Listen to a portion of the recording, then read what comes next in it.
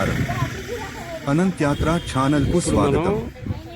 ఈ రోజు మనం ఆంధ్రప్రదేశ్ లోని అత్యంత ప్రాచీన రాతి నిర్మాణ అద్భుతాల్లో ఒకటైన ఉండవల్లి రాతి గుహాలయాలను సందర్శించబోతున్నాం. ఇక్కడ అనంతసేనంలో కొలువై ఉన్న శ్రీ పద్మనాభ స్వామి వారి దివ్య దర్శనం ప్రతి భక్తునికి మరపురాని అనుభూతిని అందిస్తుంది.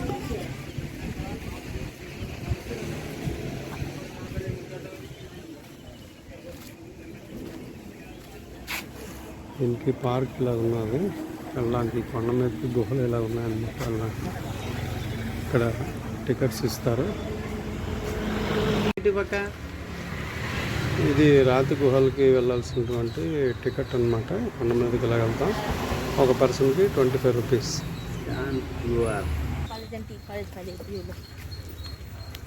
ఇది వెళ్ళడానికి రూట్ అన్నమాట. అది చూస్తారు కదా, పార్క్ అది చాలా బాగుంది.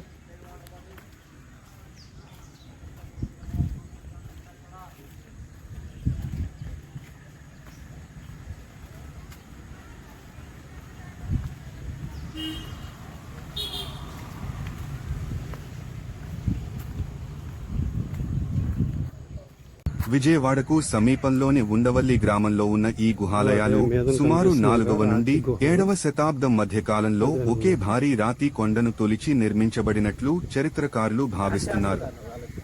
భారతీయ శిల్పకళకు ఇవి ఒక అద్భుతమైన నిదర్శనం. ఈ గుహాలయం మొత్తం 4 అంతస్తులతో నిర్మించబడింది. ప్రతి అంతస్తులో శిల్పకళా వైభవం, స్తంభాల అందం, పురాతన నిర్మాణ శైలి సందర్శకులను ఆశ్చర్యపరుస్తాయి.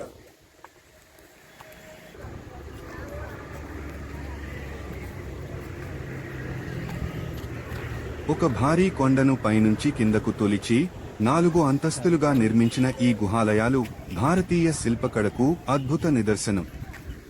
ఇక్కడ ప్రతి రాతి స్తంభం, ప్రతి శిల్పం, ప్రతి గోడ ఒక చరిత్రను చెబుతోంది. చరిత్రకారుల అభిప్రాయం ప్రకారం ఈ గుహాలయాలు 4వ నుంచి 7వ శతాబ్దాల మధ్య నిర్మించబడ్డాయి. మొదట ఇవి బౌద్ధ సన్యాసుల విహారాలుగా ఉండి తరువాత హిందూ ఆలయంగా మారాయని భావిస్తారు. అందుకే ఇక్కడ బౌద్ధ, హిందూ శిల్పకళల మేళవింపు కనిపిస్తుంది. ఇప్పుడు మనం గుహాలయాల్లోకి అడుగు పెడదాం.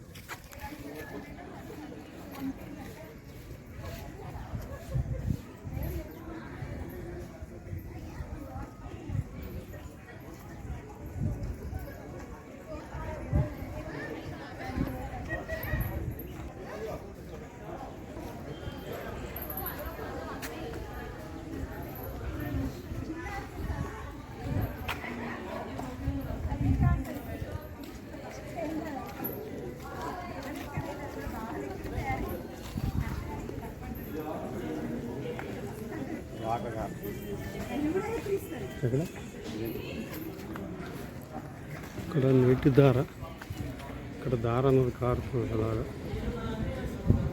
ఒక సన్నని నీటి దార.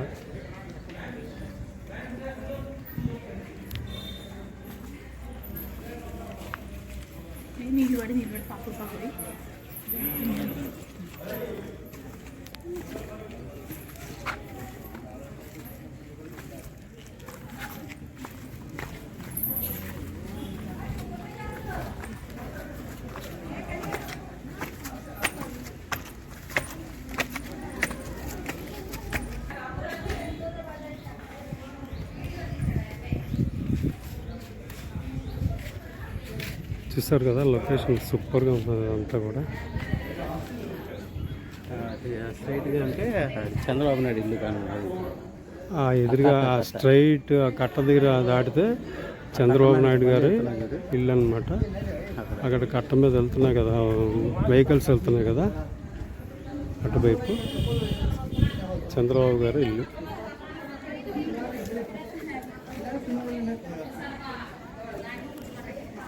రాష్ట్ర ముఖ్యమంత్రి చంద్రబాబు నాయుడు.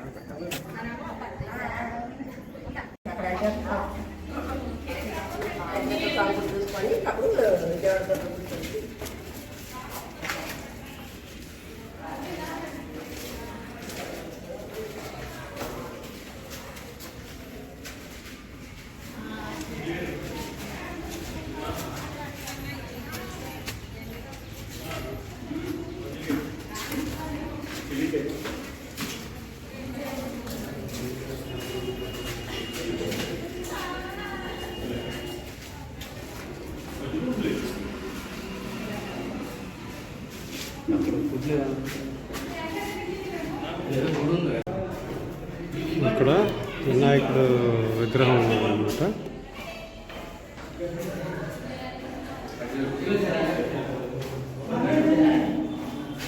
ఇక్కడ చూసినట్లయితే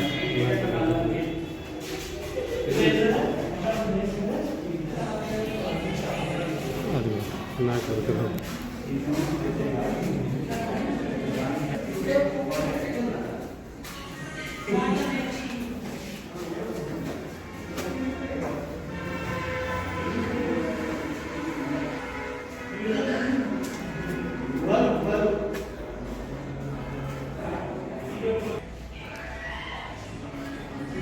ఇక్కడ నరసింహస్వామి విగ్రహం ఉన్నది.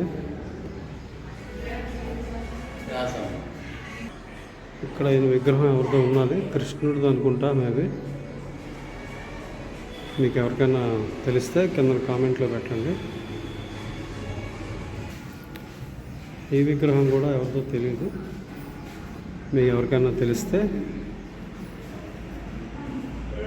కామెంట్లో పెట్టండి. అలాగే ఈ విగ్రహం కూడా ఎవరిదో తెలిస్తే మీరు కామెంట్లో కింద పెట్టండి. ఇక్కడ ఇంకొక ఫ్లోర్లోకి వచ్చినట్టయితే కనుక ఇంకొక ఫ్లోర్ కూడా ఉన్నది మీదన. ఇందులో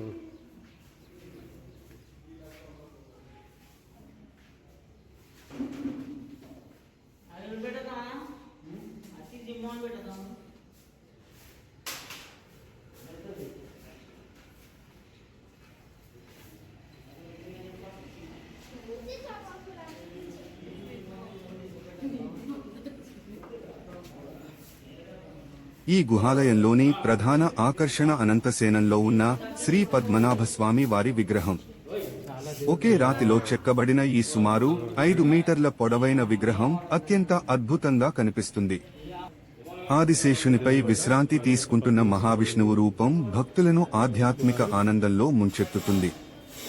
గుహల గోడలపై చెక్కబడిన శిల్పాలు, దేవతామూర్తులు, సింహాలు, కమలాకృతులు పురాతన కళాకారుల ప్రతిభను చాటి చెబుతాయి.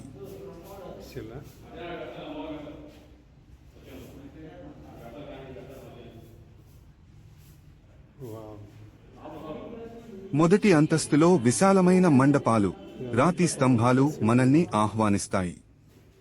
రాతిలోనే చెక్కిన స్తంభాలపై ఉన్న అలంకరణలు అప్పటి శిల్పుల ప్రతిభను తెలియజేస్తాయి. రెండవ అంతస్తులోకి వెళితే అనేక చిన్న గదులు కనిపిస్తాయి. ఇవి ఒకప్పుడు సన్యాసులు ధ్యానం చేసేందుకు ఉపయోగించేవారని భావిస్తున్నారు. ఇప్పుడు ఈ గుహాలయంలోని ప్రధాన ఆకర్షణ వద్దకు వచ్చాం. ఇక్కడ అనంతసేనంలో కొలువై ఉన్న శ్రీ పద్మనాభస్వామి వారి దివ్య రూపం దర్శనమిస్తుంది. ఆదిశేషునిపై విశ్రాంతి తీసుకుంటున్న మహావిష్ణువు రూపాన్ని ఒకే రాతిలో చెక్కడం నిజంగా అద్భుతం.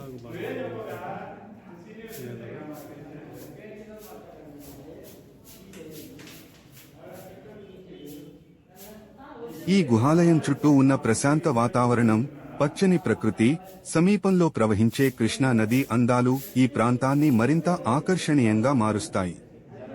చరిత్ర, ఆధ్యాత్మికత, ప్రకృతి ఈ మూడు ఒకే చోట కలిసిన అరుదైన ప్రదేశమే ఉండవల్లి గుహాలయాలు. మీరు విజయవాడకు వచ్చినప్పుడు ఈ అద్భుతమైన చారిత్రక, ఆధ్యాత్మిక క్షేత్రాన్ని తప్పకుండా సందర్శించండి.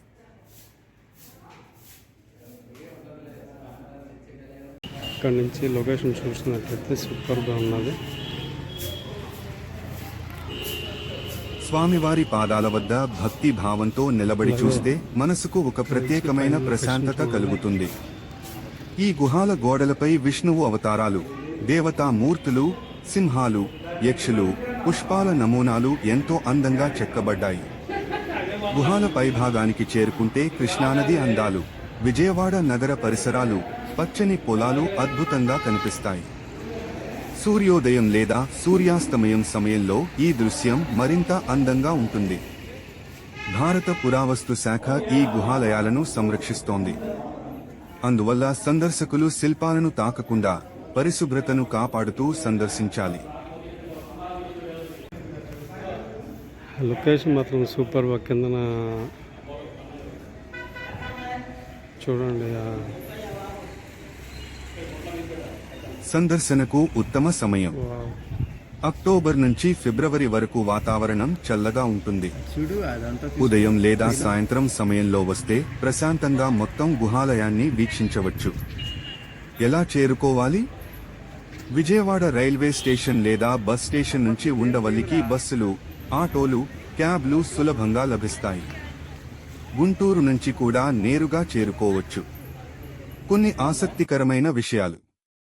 ఈ గుహాలయాలు అనేక తెలుగు సినిమాల చిత్రీకరణకు వేదికగా నిలిచాయి. 16వ శతాబ్దం. ఇక్కడ ఈ గుహలకు ఇక్కడి శిల్పాలను సంబంధించినటువంటి చూసేందుకు విదేశీ స్థల పురాణం పర్యాటకులు అన్నమాట. కూడా తరచూ ఇది వస్తుంటారు. క్రీస్తకం 6-7 శతాబ్దాల్లో ఒకే రాతిలో నిర్మితమైన 4 4 అంతస్తుల అంతస్తుల నిర్మాణం గుహ. భారతదేశంలో చాలా అరుదుగా కనిపించే క్రీస్తకం శిల్పకళా అద్భుతం. 16వ శతాబ్దం శ్రీ వరకు పద్మనాభ స్వామి విగ్రహం ముందు రాజపోషణలో కొద్దిసేపు ఉండవల్లి ప్రశాంతంగా కూర్చుంటే దీని మనసుకు కింద అపూర్వమైన అంతస్తు ఆధ్యాత్మిక అనుభూతి స్తంభాలు, కలుగుతుంది.